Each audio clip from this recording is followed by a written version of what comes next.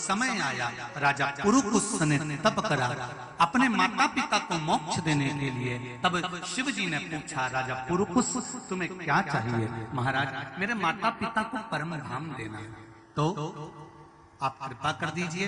शंकर जी ने कहा, मैं एक नदी को प्रकट कर रहा हूं, उस नदी का जल जब आपके माता पिता उसमें स्पर्श करेंगे, उसका स्मरण करेंगे, तो तुम्हारे माता पिता को परम धाम मिल जाएगा। शंकर भगवान ने ब्रह्मा जी से कहा, ब्रह्मदेव आपके कमंडल से सरिता को छोड़िए। सरिता कमंडल में से निकलकर नीचे आई। शंकर भगवान ने कहा, सरिता तुम ब्रह्मा जी के कमंडल से निकल कर आई हो, ब्रह्मा जी के कमंडल का नाम नारबद्य है, इसलिए तुम्हारा नाम आज से नर्मदा होगा। तुम्हारा नाम नर्मदा होगा।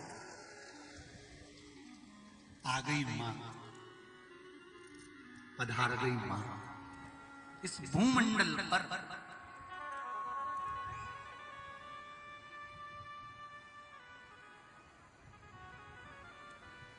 इस भूमंडल पर गहरी नर्मदा में गहरो साधारण नहीं। सरिता कहने लगी, नर्मदा जी कहने लगी, बाबा दुनिया के लोग मुझसे नफरत करेंगे, मैं आपके शरीर का पसीना हूं।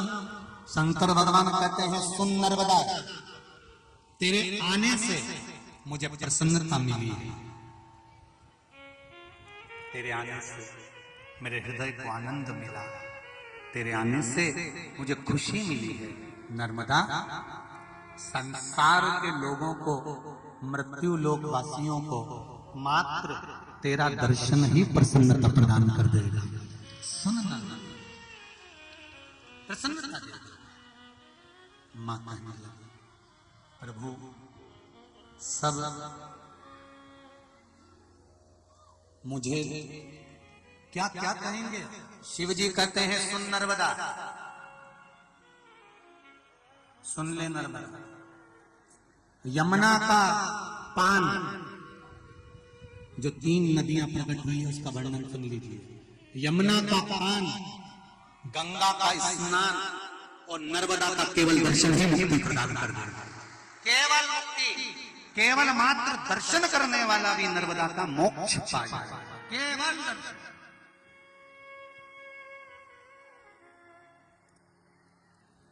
सुन लो नर्मदापुरम वासियों, और जो नर्मदा जी के तट पर रहते हैं, आपको इस व्यासपीठ के आपको चरणों को कोटि कोटि नमन है कि नर्मदा का रोज दर्शन आप करते हैं। प्रतिदिन मां नर्मदा की गोद में खेलते हैं, प्रतिदिन मां नर्मदा का सुंदर दुग्ध पान, जल पान आप करते हैं। मां नर्मदा जी के आंचल में पलकर बड़े होते हैं और मां नर्मदा की गोद में रहते हैं।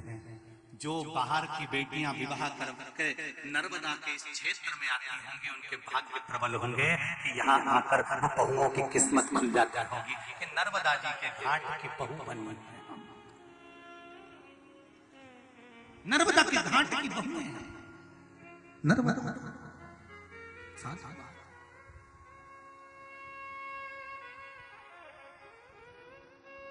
जितने नर्मदापुरम वाले हैं, नर्मदा के घाट पर रहने वाले हो ना, तुम अपनी नजर उतरवा लिया करो हर आदमी में, कोई नजर न लगा दे तुमको।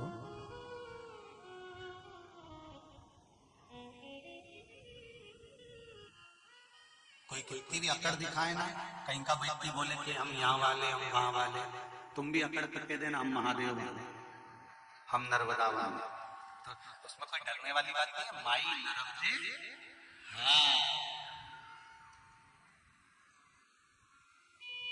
माई चलिए नर्मदा भाई भाई भाई भाई।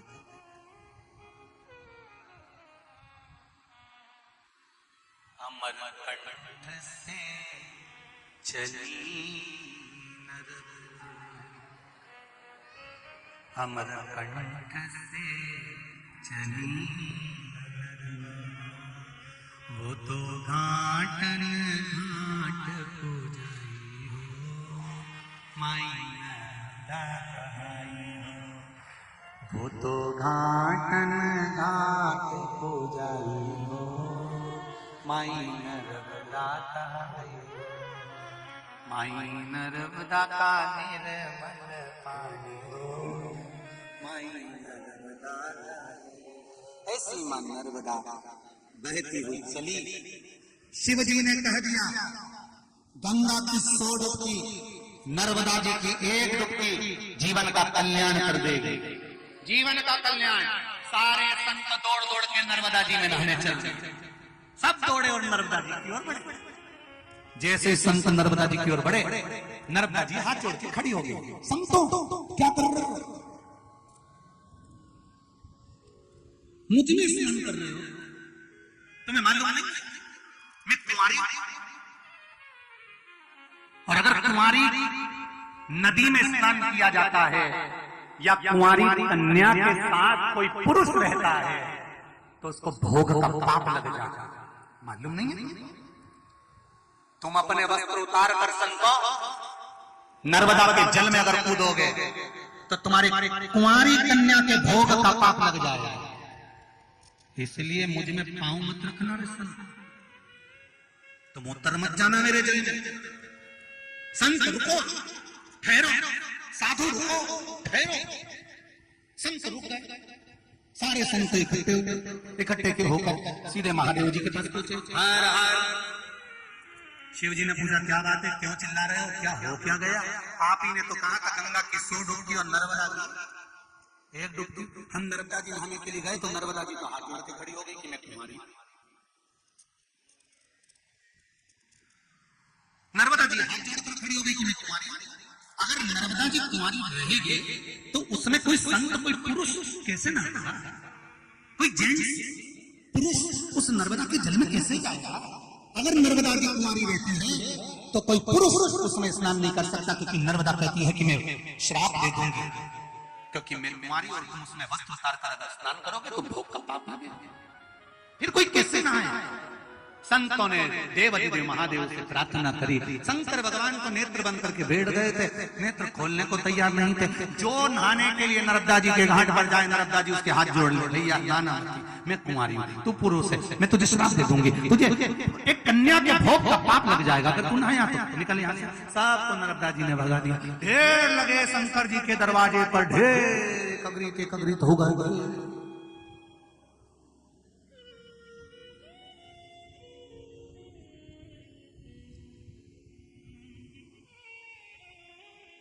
सब शिव जी की आराधना करना, सब बाबा माना पतित पतित पावन तेरो नाम, ओ भोले त्रिपुरा। कृपा कर दो बाबा, नेत्र खोलो बाबा। ए ओ घरदानी नेत्र खोलिए, हे बाबा नेत्र खोलिए। मेरे शंभु, मेरे शंकर, मेरे त्रिकालदर्शी, मेरे कैलाशी, मेरे अविनाशी, नेत्र खोलिए।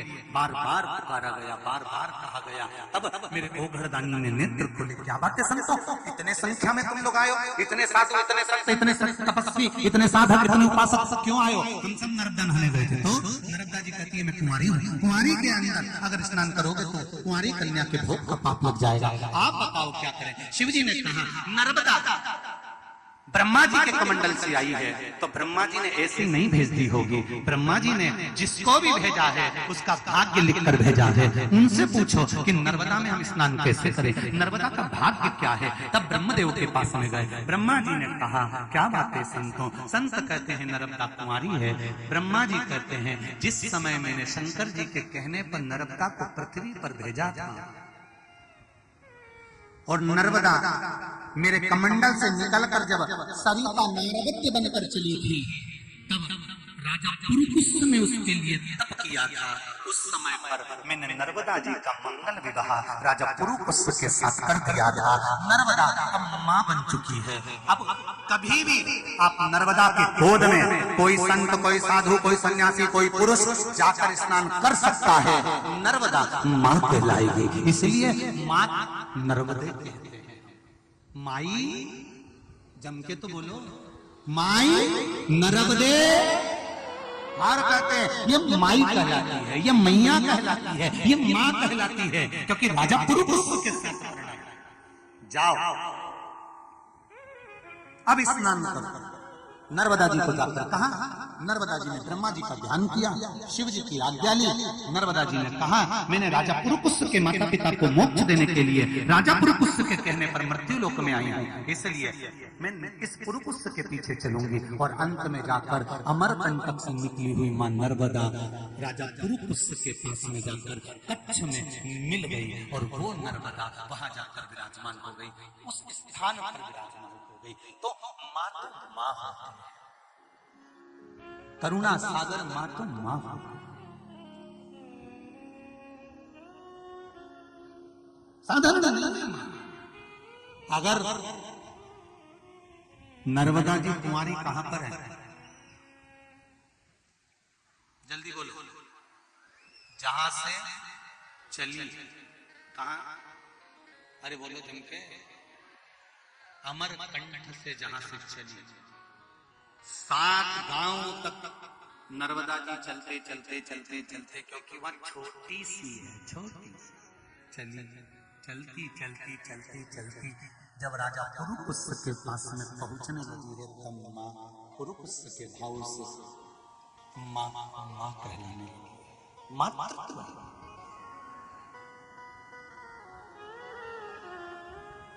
क्या बनाया जाता है नर्मदा जी के लिए भोग में, जम के बोलो, हलवा, सीरा, इसको कहते हैं कढ़ाई। इधर बोलते कि नहीं बोलते, अरे जम के तो बोलो।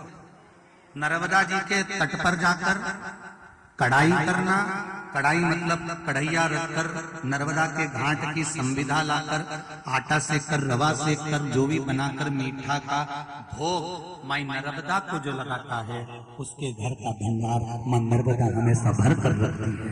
ये नर्मदा की कथा, नर्मदा के घाट पर माई नर्मदा के घाट पर जाकर जो भंडारा करता है, भोजन कराता है, जल पिलाता है, पानी पिलाता है, छाछ पिलाता है, जो आदि मीठे का भोग लगाकर माई को, जनमानस को, संत साधु सन्यासी नर्मदा परकम्मा वासी इनको कुछ पवाता है, उसका जीवन माई नर्मदा सार्थक कर देती है, आनंदित कर देती है, ये जीवन का एक सुख दे देती है।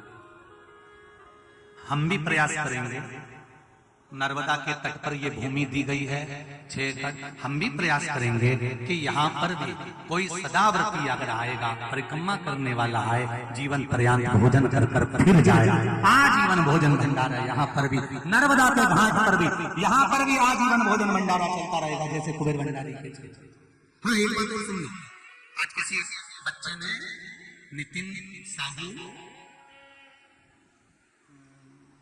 कौन सा है, छुरिया, कौन सा गांव है, छुरिया है छत्तीसगढ़, वहां से किसी बच्चे ने फोटो भेजा था कुबेरेश्वर धाम का और कहा था, गुरुजी मैं और मेरी दादी आज कुबेरेश्वर धाम आए हुए हैं, पर यहाँ गर्मी बहुत तेज पड़ रही है गुरुदेव, इतनी गर्मी पड़ रही है कि मेरी दादी को चक्कर आ रहे थे, इसलिए मैं निवेदन करना चाहता हूँ गुरुदेव कि रुद्राक्ष इतनी गर्मी में मत बांटो। तो आज उस बेटे के कहने पर, छोटा सा बेटा है, तो मैं निवेदन करूंगा, जब तक गर्मी का टेम्परेचर डाउन नहीं हो जाता, कुछ नॉर्मल का नहीं आ जाती, आज से अभी से रुद्राक्ष बटना बंद, जब तक गर्मी कम होगी तब तक रुद्राक्ष बटना। आप अगर उसके फोटो भी भेजे उस बच्चे ने, अगर हो आस्था चैनल वालों के पास में तो फोटो दिखाओ, वो बच्चे ने जो फोटो भेजे वो दिखाई है कि गर्मी में लोग खड़े हैं, हमको इतना अंदाजा नहीं मालूम था, कोई सूचना नहीं थी जो बेटे ने, तो सूचना अगर मिली है, भले छोटा बेटा है और कुबेरेश्वर धाम से जुड़ा है, तो कुबेरेश्वर धाम के आप परिवार वाले हो, आपका 1 रुपया भी अगर कुबेरेश्वर धाम में लगा है तो आप उसके परिवार वाले हो, आप दिल से कह सकते हो, हमको खबर कर सकते हो कि यहाँ ये सूचना मिली। तो आज से, अभी से सूचना मिल जाए, कल से रुद्राक्ष वितरण बंद रहेगा जब तक ये टेम्परेचर कम नहीं होगा। जब तक थोड़ा नॉर्मलता नहीं आती तब तक रुद्राक्ष विचरण नहीं होगा। हम नहीं चाहते कि गर्मी में आप लोग परेशान हो, कष्ट में आए, इसलिए रुद्राक्ष उत्सव आने वाले समय में जब भी थोड़ा बहुत भी नॉर्मलता आएगी तब आपको व्यासपीठ से सूचना दी जाएगी, तब रुद्राक्ष विचरण चालू होगा। जब तक रुद्राक्ष विचरण बंद रहेगा। और मेरा बच्चे से निवेदन है, साहू समाज में जिस बच्चे ने भेजा उसको साधुवाद देता हूँ। एक बार जोरदार ताली बजाओ प्रेरणा देने के लिए। बहुत बहुत धन्यवाद, बहुत बहुत साधुवाद बेटा। हर हर महादेव। तो जो लोग रुद्राक्ष लेने आ रहे हैं उनसे निवेदन है, कल से रुद्राक्ष नहीं मिलेगा, आज से रुद्राक्ष अभी से बंद कर दिया जाता है। इसका स्मरण रहे। वहां जो कार्यकर्ता हूं कथा सुन रहे हो तो सूचना पर ध्यान दीजिए। शिव महापुराण की कथा कहती है 12 ज्योतिर्लिंग का वर्णन किया गया। पहला सोमनाथ जी का वर्णन करा, जिसमें चंद्रदेव पर काया का रोग हो गया। उस रोग को भगवान शंकर ने सही करा। एक पत्र आया, बड़ा सुंदर, ध्यान दीजिए, बड़ा सुंदर पत्र।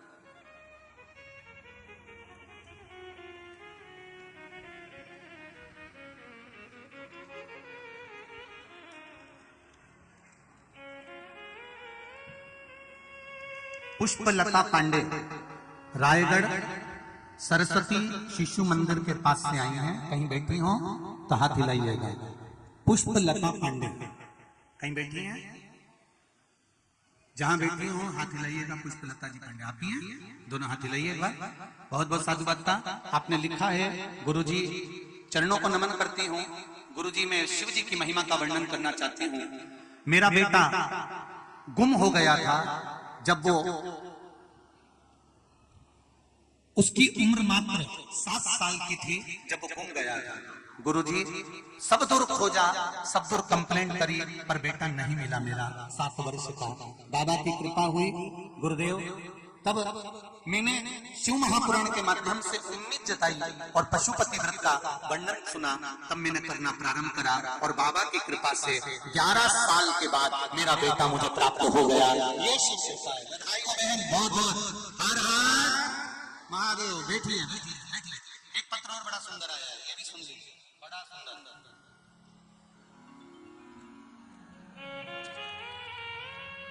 कीर्ति पटेल, कविता पटेल शहर भोपाल से आई हैं। कहीं बैठी हो तो खड़ी हो जाए। आप ही हैं बेटा? दोनों हाथ हिला दो एक बार। हर हर। आप भी हैं साथ में? अच्छा, 2 नाम है ना? हाँ, कीर्ति पटेल और कविता पटेल, दोनों जीजी हो? अरे वाह, हर हर। फिर तो पक्की हमारी जीजी हो। जीजी हो आपने। हमारे लिए चमत्कार का वर्णन करती है गुरुदेव। मेरे पापा जी के हाथों में एक ऐसा रोग हो गया था जिसका इलाज डॉक्टरों के पास भी नहीं था। गुरुदेव, उनके हाथों से पानी निकलना चालू हो गया था। खुजली चलती, पानी टपकता, पूरी उंगलियां सूज गई थी, जहर कलाई तक पहुंच चुका था, जिसमें उनके हाथों की स्किन काली पड़ना चालू हो गई थी। क्योंकि गुरुजी वह ठीक से खाना भी नहीं खा पाते थे और गुरुजी पहले उन्हें ये रोग पैरों में था, फिर हाथ में आया, धीरे धीरे पूरा हाथ बेकार होता चले गया। यह रोग उन्हें 10 सालों से था जो ठीक नहीं हो रहा था। वापस आ जाता था गोली दवाई खाने के बाद भी। डॉक्टर बड़े परेशान हो गए थे। डॉक्टरों ने कह दिया था इसका इलाज हमारे पास में नहीं है, मना कर दिया था। फिर मैंने कुछ नहीं करा, कथा सुनी और उस कथा के अंतर्गत आपने जो प्रयोग बताया था गुरुजी, हमने उसे करना प्रारंभ करा। 1 लोटा जल, 1 बेलपत्र चढ़ाना प्रारंभ करा। उस चढ़ी हुई बेलपत्र को, जल को लाकर पिताजी को पिलाना चालू करा। अब मेरे पिताजी का हाथ और पांव ठीक हो गया। उसके लिए धन्यवाद। हर हर महादेव। बेटो हर हर। बहुत सारे पत्र हैं जी, पत्र यहाँ भी है, पत्र यहाँ भी है और ढेर पत्र लगे हुए हैं। जिनके पढ़े वो पढ़ लिए, जिनके रह गए उनको दिल से नमन करता हूँ। आपने विश्वास रखकर पूजन करिए, उसका फल मिलेगा। सोमनाथ जी का वर्णन करा, चंद्रदेव की काया ठीक हुई। अगला वर्णन आया है श्री मल्लिकार्जुन का। बाबा देवाधिदेव महादेव अपने पुत्र को मनाने के लिए गए माता जी के साथ में, मल्लिकार्जुन के रूप में विराजमान हुए। फिर अगला वर्णन आया है महाकाल का। दूसरे नाम के राक्षस के लिए भगवान काल बनकर प्रकट हुए। ओंकारेश्वर का वर्णन आया। बिंद नामक पर्वत ने तप कर भगवान शिव को राजी करा। अगला वर्णन आया है श्री केदारनाथ जी का। भगवान नर नारायण के तप करने पर वहां पर प्रकट होते हैं। भीमा शंकर का वर्णन आया कुंभकर्ण के घर में। जो बेटा हुआ था भीम, उसका श्रृंगार भगवान शिव ने करा, तब भगवान शंकर का नाम भीमा शंकर पड़ा।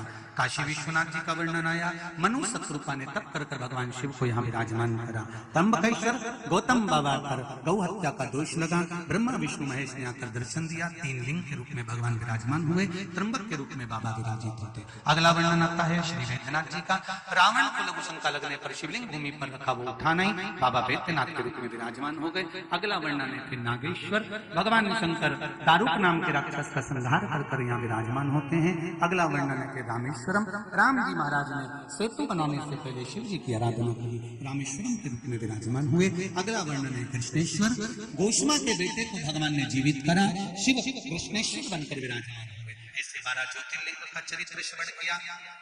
चंचुला देवी का पति बिंदु प्रेत योनि से मुक्त हुआ और प्रेत योनि से मुक्त होकर चंचुला देवी अपने पति के धाम को जाती है। देवता पुष्पों की वृष्टि करते हैं, गंधर्व दान करते हैं, अप्सरा नृत्य करती है। पावन कथा भगवान शंकर ने अपने मस्तक की बेलपत्र उठाकर शिव पोथी को समर्पित करी है।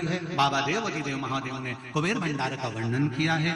तुमरुका जी ने कहा, बाबा जो इस पावन शिव महापुराण की कथा को सुने, श्रवण करे, कराए, सुनता रहे, उसके घर के सब कार्य सफल आप करते रहे। बाबा को निवेदन कर बाबा नमन करते हैं। बड़े आनंद के साथ स्वर्गीय श्री नीलेश जी सोनी जी की स्मृति में ये आयोजन श्री बद्री प्रसाद जी, रविकांत जी सोनी, श्री शैलेश कुमार जी सोनी, सेमली हरचंद नर्मदापुरम वाला द्वारा कराया जा रहा था, जो आज विराम लेने जा रहा है। पूरे सेमली वालों ने, एक एक कार्यकर्ताओं ने दिल से कहीं जल पिलाना, कहीं रसना पिलाना, कहीं भोजन कराना, कहीं नाश्ता कराना, खूब दिल से सेवा करी है। कोई ने गाड़ी, कोई ने घोड़ा लगाया, बहुत सेवा करी है। पूरे सेमरी हरचंद वालों को मैं नमन करता हूँ, प्रणाम करता हूँ, आपकी भक्ति को नमन करता हूँ। शैलेश भैया बहुत बहुत दिल से आपने शिव महापुराण की कथा करवाई, मैं पूरे परिवार को बहुत बहुत साधुवाद देता हूँ। एक बार जोरदार ताली बजाएं सोनी परिवार के लिए, जिन्होंने दिल से शिव महापुराण की कथा को करवाया है। बड़े आनंद के साथ कथा विराम लेने जा रही है। अगली कथा अब थोड़े दिन आराम करेंगे, हम भी बड़े आनंद के साथ, आप भी आनंद के साथ में YouTube पे कथा डली होंगी, उनको श्रवण करते रहें। बीच में किसी भी रूप से अगर कोई सूचना देना होगी तो फेसबुक या YouTube पे हम लाइव आ सकते हैं और आपसे बात कर सकते हैं। 25 से 31 मई तक शिव महापुराण की कथा हैदराबाद में होगी, जहां पर नवग्रह शिव महापुराण की कथा होगी। कौन सी कथा होगी? नवग्रह शिव महापुराण की कथा होगी, जिसको आपको दिल से आनंद से यही 2 बजे से 5 बजे तक श्रवण करना है और अपने जीवन को सार्थक बनाना है। मैं आमंत्रित करता हूँ यजमान परिवार को, वो आए, शिव पोथी का आनंदमय भाव से पूजन करेंगे। और सभी आस्था चैनल के श्रोताओं को, फेसबुक यूट्यूब के श्रोताओं को जो दिल से शिव महापुराण की कथा को श्रवण कर रहे हैं, कोटि कोटि नमन करता हूँ। हर हर महादेव, एक लोटा जल सब समस्या का कलयुग में लाना है शिव युग। कौन सा युग? शिव युग। कलयुग में लाना है शिव युग। ऐसे आनंद के साथ आप दिल से कथा का रसत्व ग्रहण करें। कल से रुद्राक्ष वितरण नहीं होगा कुबेरेश्वर धाम पर, इसका स्मरण रहे।